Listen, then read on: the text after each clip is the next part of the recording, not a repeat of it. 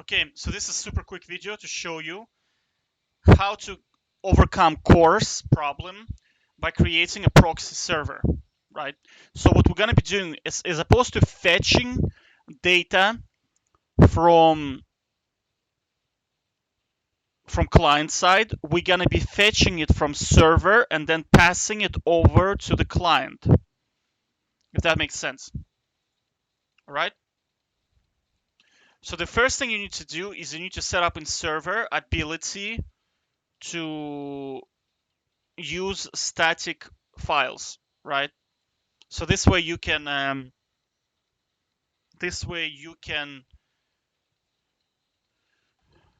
do this.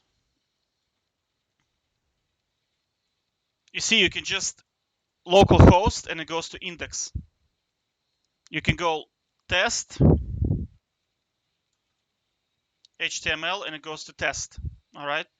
So the way to do that is this code here, static path. So what you do is you create a folder, let's say public, and then you activate this folder by writing express static, and then you need to also install path.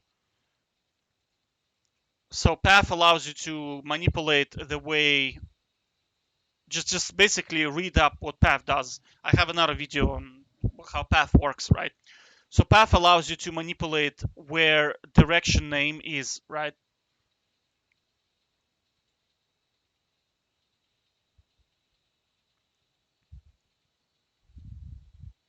Mm. Let me do it from the beginning, right? Okay.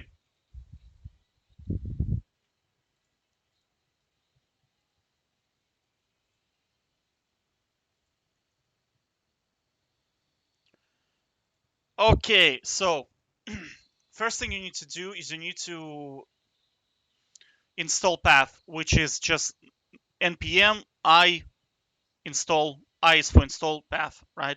Once this is done, you do this app use express static, and here we need to indicate the path.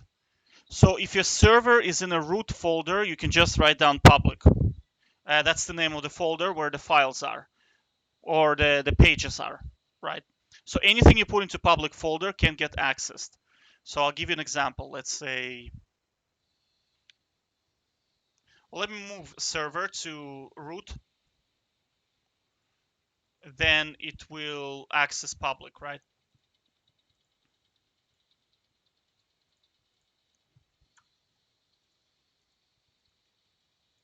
I think I need to restart the router because of this.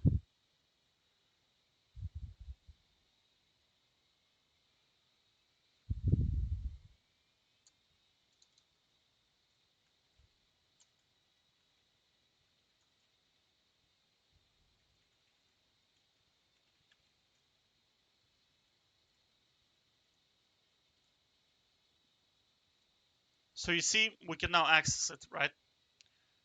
So let's say we remove this, it will say cannot found because there's no GET request. You see? Error, right? So what do? We activate this, and then we refresh, and then boom, it works, right? So let's say we want to create a new page. Boom, .html, right? We're gonna put some HTML into it, right? Remove the coding stuff and call this h1. This is boom. So you see now, because it's in public folder, you can type boom.html and it will show up. So anything you put into this folder, including JavaScript files, are now publicly available, right? Does that make sense? I hope it does. If you don't understand this, that means your knowledge on server side is not very good, and I will link you the stuff you need to learn to be able to understand it, right? Because with every video, I'm going to make this thing.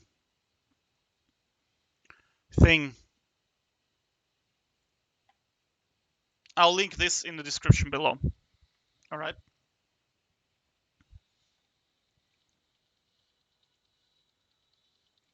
Okay. So now we have this thing going. Ignore this code.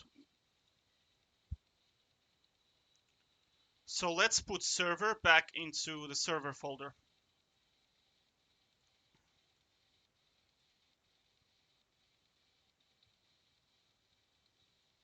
So now we need to restart, obviously, because change direction, server, node mon, server.js, right? Okay. So now we started.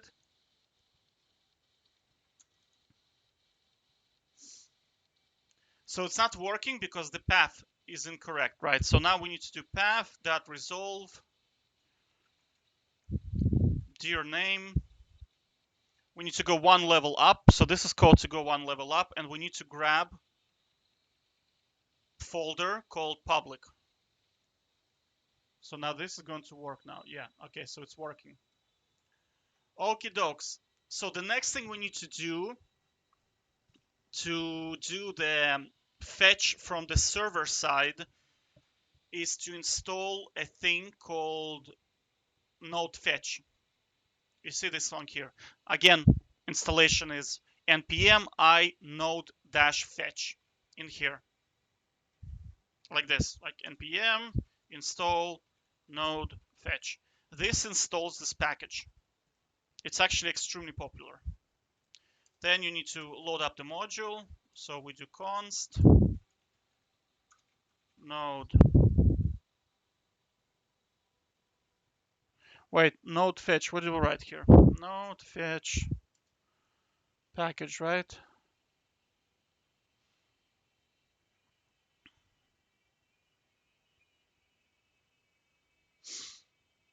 So there is the documentation, right? Just copy and paste it. It's basically fetch, require,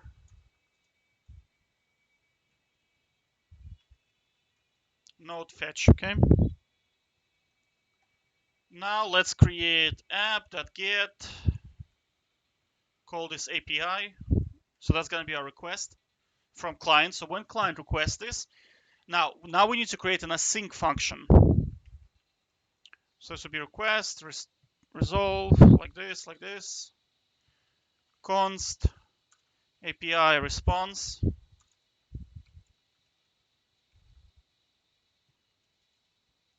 await fetch, and URL we're going to be using is from this website here. Just type in a JSON placeholder type code, right? I think there's even a name for this. You go to here, scroll down.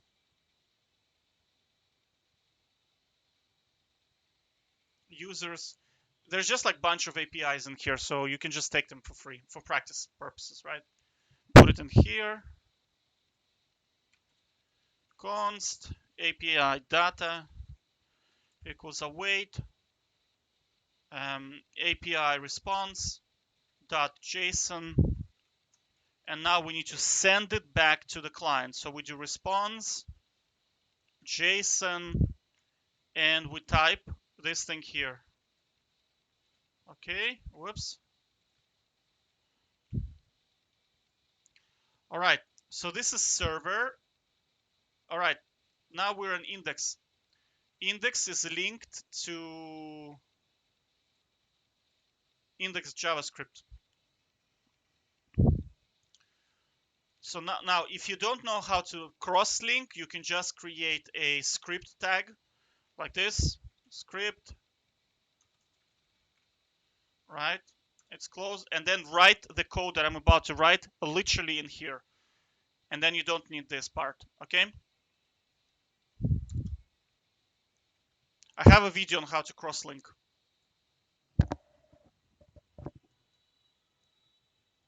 So now let's do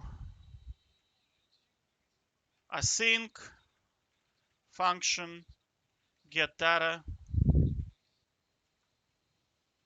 const response await API. So we are referencing API. The reason why we can do that and we don't have to write host blah blah blah, like local host and then port and then API, is because index JavaScript and index HTML are inside the static folder public that is available to be queried without having to write a GET request manually, right? You really need to understand what this code means. Like, this code is dynamite, right?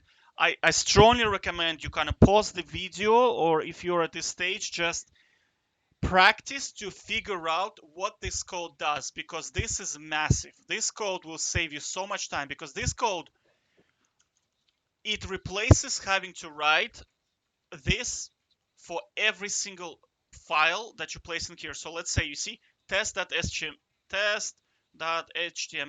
Now you have to write get request for every single file that is in here. This is very manual and it takes forever, right? Whereas if you just allow this static, if you allow this kind of like static files to be served from a folder, anything you put into this folder automatically have this path added to them. Does that make sense? So you see, like, this replaces, if we didn't have this line here, we have to write for every single file this code here, okay? Response, request,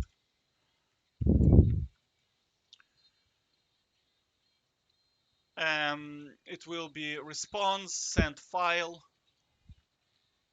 and then it's going to be, oh shiza, we need to write an entire, it's gonna be like this then.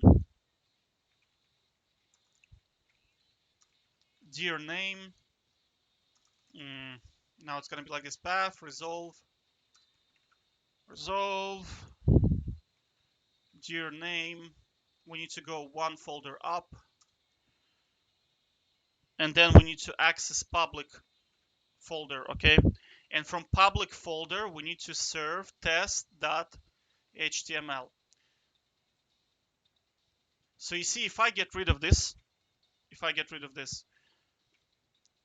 test.html will stop working, right? So now if I activate this, it will work, right? It will work because there is a get request. Whoops.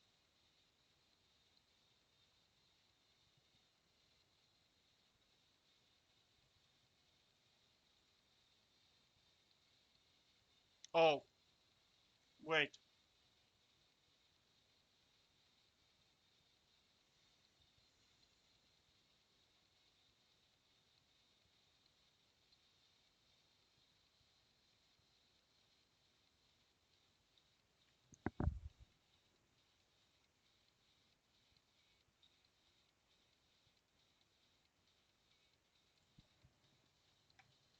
Hold on a sec. Okay, I fixed it. I don't understand why it was not working, because you see, it's working now. I just basically restarted the server and I rewrote the code. I think I could have made a typing error. That's why it doesn't work. But you see, okay. So you see, I can access test HTML, right? But if I want to access index, you see, if I just go index like this, it says I cannot do the get request, right? Which means I have to again write app get like this, response, request, send file, right? Path, resolve, dir name, one level up, and access public, right? And then index.html, okay? So now if we refresh, it's going to work.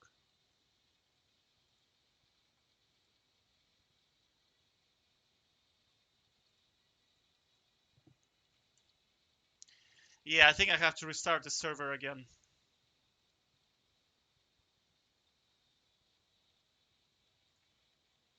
Because you see, again, it's doing this weird thing.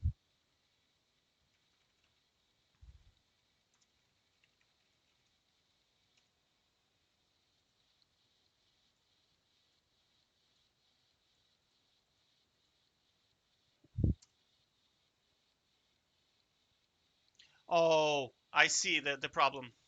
Yeah, it has to be request. Now it's going to work, I think, right? Yeah, now it's working. You see? So now the index is working, the test is working. So can you imagine somebody comes in and they just dump 500 files into public, including JavaScript files, and you have to write 500 of these.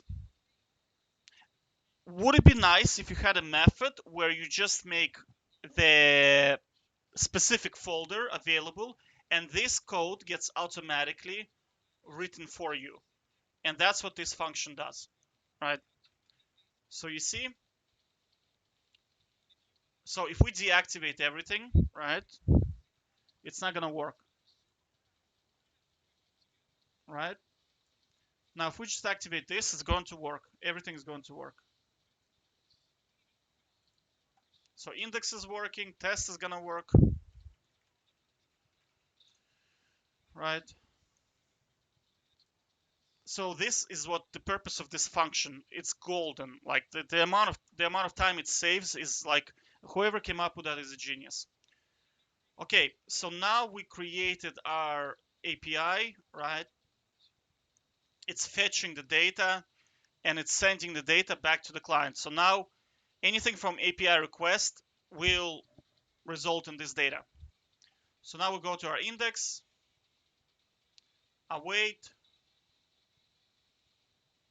fetch, right? So this API here is referenced to this.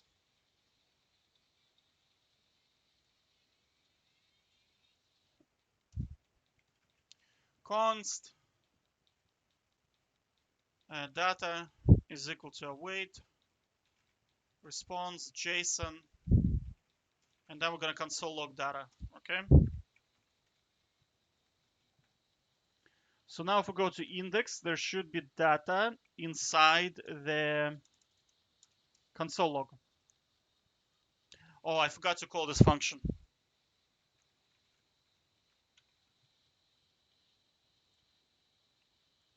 So there's your data.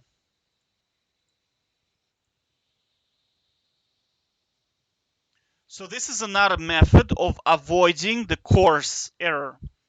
Because CORS error, if you try to fetch from here, right? If you try to fetch from here, this API is going to give you CORS error. So you can set up a proxy server that will do it for you. All right? Take care. Any questions and comments? Bye bye.